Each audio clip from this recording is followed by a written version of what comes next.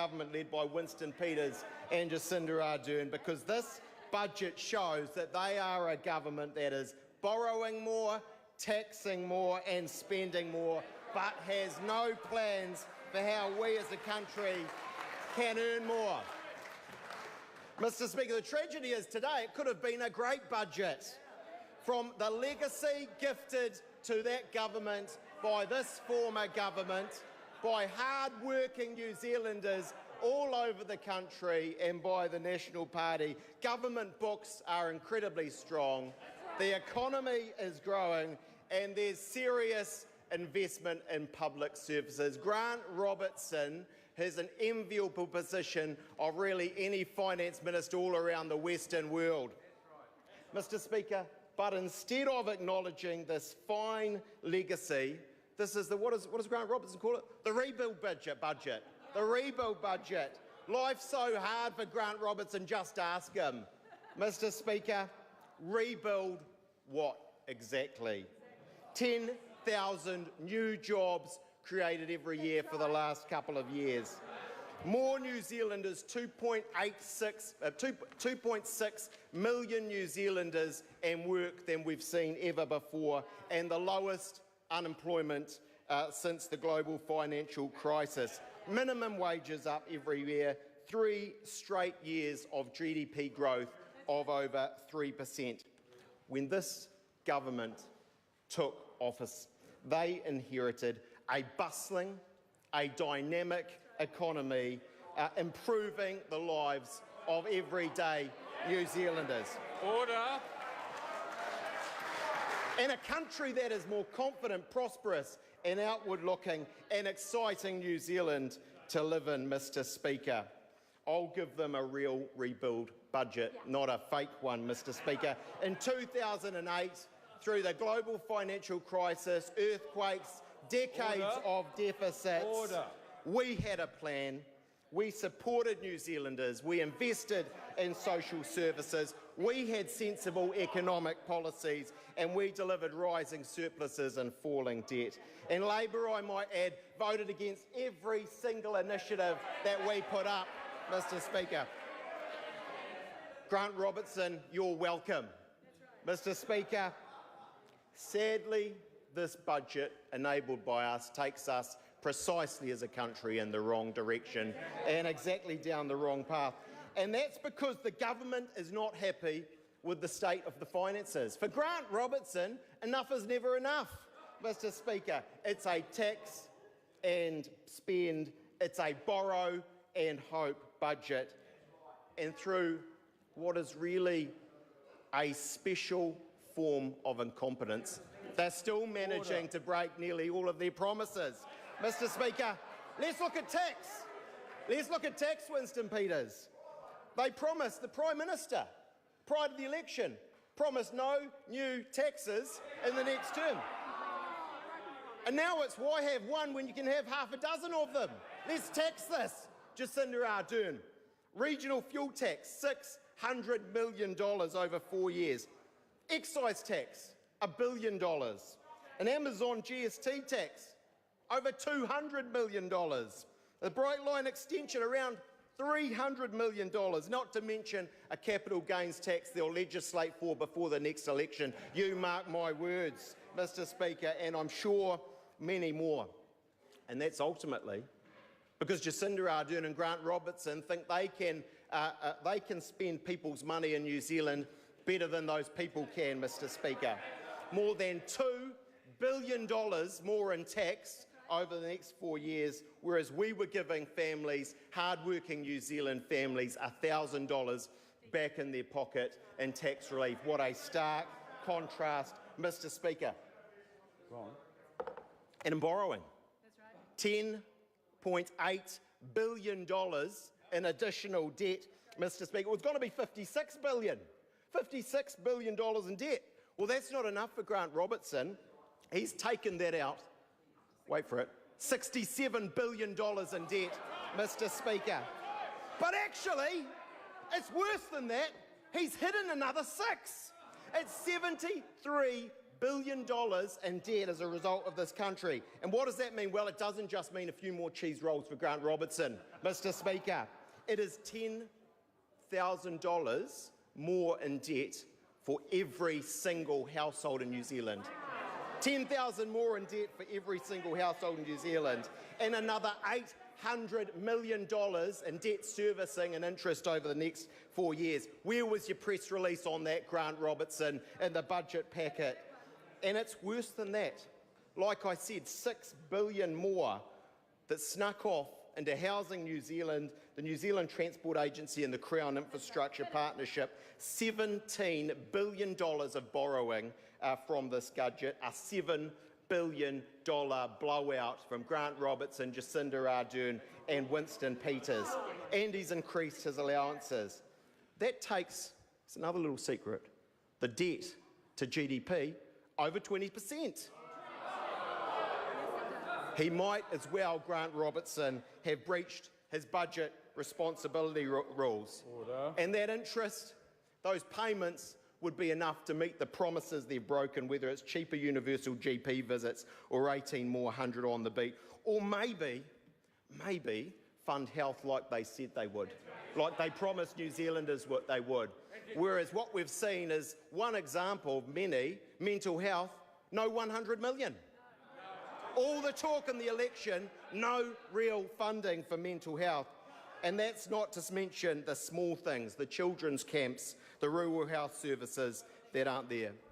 And then we get, with all that taxing, all that borrowing, to the spending. The spending that they're doing from the strongest books, the taxing and borrowing. $40 billion they have to spend over the next 4 years. Will they spend it well? We borrowed to get New Zealand through the global financial crisis, through earthquakes, through the worst of issues. They are taxing, borrowing, spending when the economy and their books are the strongest we've seen in a generation, Mr. Speaker. What do we do on a rainy day? Where's it going? $1 billion for diplomats, not doctors, Mr. Speaker. It's not let's do this. It's Winston made us do this, Mr. Speaker. We didn't realise we'd have to do this, says Grant Robertson. And all the hard-working families in New Zealand won't get what it was they had promised. Also, when Winston Peters goes to the islands, he's carried up on a throne above their heads into the villages, Mr. Speaker. Well, how about New Zealand first, Winston Peters? Or is carpet in Stockholm more important? And Mr. Speaker, there's a rash of other bad spending choices. There he is, Shane Jones, $1 billion a year. And so far, what's it delivered? Around about to his house. Around about to his house, Mr. Speaker. The tragedy is it won't create sustainable jobs. What it's going to see is trinkets at the regions, David Parker, by killing oil and gas, by gutting roading funding and farming. $2.8 billion for free fees. But here's another little thing hidden away in the budget documents. Hundreds fewer students going to those universities and polytechs. Not only in the rationale of that funding to get more students, it doesn't just not mean more, it means fewer, Mr. Speaker.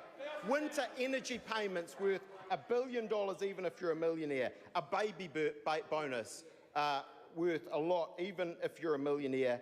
And they have the audacity, Mr. Speaker, to say that we're in a funding crisis. New Zealanders know a crisis when they see one. And they saw one actually in 2008 when we came in. Michael Cullen had been spending like a drunken sailor, but New Zealanders had to go offshore to Australia for basic operations. That was a crisis, and we fixed it, Mr. Speaker. Any fool can spend, but spraying and walking away won't do it. We'll ensure there's results from the spending we will do. That's right. And here is the worst part. The indictment on this budget. They're borrowing more. They're taxing more. They are spending more. And there's less on health. There is less on health in this budget. I couldn't believe my eyes. Page 9. 770 million, 812 million, 804 million, 797 million in the next 4 years. Sorry, what did we spend? 880 million. And that was Grant Robertson's top priority. $1 billion for diplomats, and Kelvin Davis can't even fund more in health spending, Mr. Speaker. What a disgrace. Health cuts. Well, Jerry Brownlee says health cuts. Pharmac, $200 million less than they had. Did you know that, Kelvin Davis? I doubt he did. I doubt he did. Shame on you, Kelvin Davis. And I've gone through this document. Dunedin Hospital. I seek it here, I seek it there, I seek it nearly everywhere. Where is it, David Clark? Oh, David Clark says they're designing it.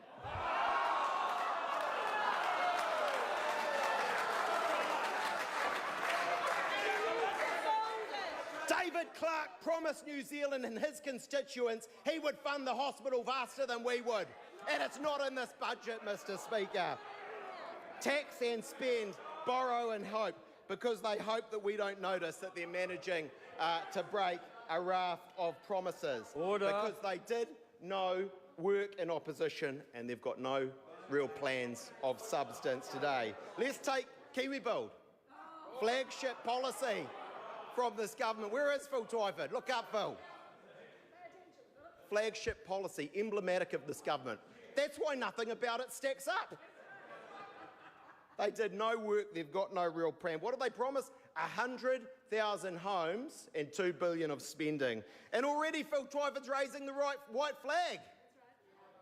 Simply going to buy the developments already happening and slap a sticker on it that says Kiwi Build. Well, that's a hoax. That's spin. Phil Twyford, that's Kiwi fraud. Mr. Speaker,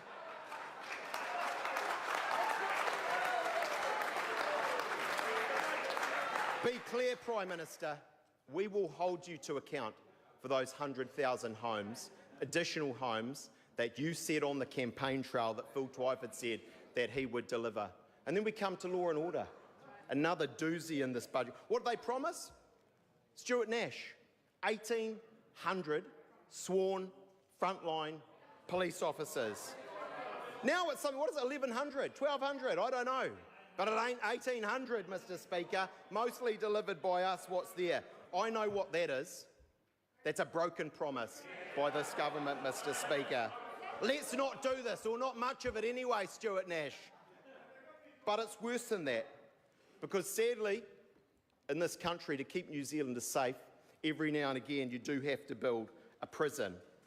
And I've looked through these documents. Andrew Little doesn't think they need to build a prison. We know where he stands on this. He's been told not to say anything, but he couldn't help himself. Well, I've looked through the budget documents and I can't see one. And with the forecast prison muster, that's a real issue. And so I say, when the Prime Minister stands to give her speech, I've got just one question I want answered for her. Will there be more serious sexual, violent and drug offenders living next to hard-working New Zealand families, Mr. Speaker? Because there's a few important requirements of being a Prime Minister, and keeping New Zealand families safe is one of them. So, Mr. Speaker, this is a budget that's awash with cash for carpets in Stockholm, for the children of millionaires, for racehorses, $4.8 million for Winston's mates, for Kiwi fraud, and there's still a huge amount that should have been done, such as cheaper universal doctor visits, the police, a prison, biosecurity. Damien O'Connor, for years, has said what a disgrace the level of funding in biosecurity is again. Was again about $6 million. $9 million over 4 years, that's right. $9 million over 4. All talk, no action. What a waste of time, what a waste of space, Mr. Speaker. 200 less, 200 million less for Pharmac. A design of Dunedin, but no building. Nothing there, Mr. Speaker. Tax and spend, borrow and hope. while breaking promises along the way. The biggest one being all the rhetoric, all the talk of crisis in health and less money than National put in when we were in government, Mr Speaker. This is a government with no plan. With 100 working groups, Grant Robertson announced another 2 in his speech, Mr Speaker. He literally did. They're at 102 and counting. And it's worse than that, in fact, because they've got policies that are killing business confidence in this country and will slow down the economy. Everything we did was about making the boat going faster. And they've pulled anchor, Mr Speaker. They've put the anchor in, and the rope, there's a lot of rope, but over time it will tighten, Mr Speaker, and lower growth is coming because business confidence points the way. David Parker, Grant Robertson. You can't do all the things that this government is doing and not expect it to have an effect. Industrial law changes. By the way, on industrial law changes, I'm glad we've actually got a budget because everyone was on strike, Mr Speaker. Industrial law changes will slow down growth. Immigration changes will slow down growth, Mr Speaker. Overseas investment changes will slow down growth. Fewer roads and higher taxes will slow down growth. Tax working group changes will slow down growth. Shutting down oil and gas will slow down growth. And frankly, anything David Parker or Damien O'Connor say about farming will slow down the growth in this country, Mr Speaker. This government is an almighty handbrake on New Zealand's growth and economy. They've been gifted a very strong legacy, but the real job of this budget should have been to deliver strong budgets in the future, and they've got absolutely no plan to do that. It's an epic fail in this budget, Mr Speaker. And with all that legacy, more taxing, more spending, more borrowing, there's more costs on hard-working New Zealanders. Who are the losers from this budget? It's families in New Zealand, Mr Speaker. They're not getting universally cheaper doctor visits. They're getting $1,000 less in cancelled tax cuts. They're receiving $700 that they'll have to pay when they pump their gas around New Zealand, Mr Speaker. And the impact from expensive policies on rent are in the hundreds of dollars, some $2,500 less that they will be receiving all around New Zealand. Don't talk to me about a squeezed middle, Prime Minister. This government is squeezing them hard and it's going to hurt. Mr Speaker, we would do things very differently. We'd ensure that the boat was going faster. We wouldn't drop anchor on New Zealanders. We know it's hard-working Kiwis that make up the economy. It's the mechanics and the midwives, and we would empower them and then get out of their way. We would reduce tax when we can. We'd borrow less. We'd have sensible, not wasteful spending, and we'll keep our promises by ensuring we promise what we've planned for and we don't promise what we haven't, Mr Speaker. And with our plan, we won't need a working group every couple of days. This government, Mr Speaker, has been gifted the best legacy from another government in a generation. They are awash with cash, but they're still taxing more, they're borrowing more, and they're spending more, and they're hoping, and they're killing the confidence of this country's economy along the way. They're breaking promises, and they're dropping anchor on New Zealand's economy. And the top priority, Phil Twyford, in this budget, where there was a crisis, is health spending, and they are spending less in health. What an indictment on this country. This is a rhetoric over reality budget, Mr Speaker, and the National Party will be ready with a plan to pick up the pieces in 2.5 years' time.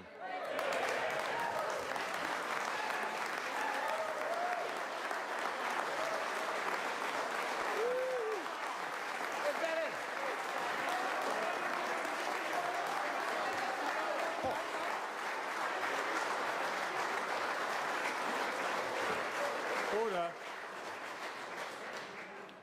That can't be it. The question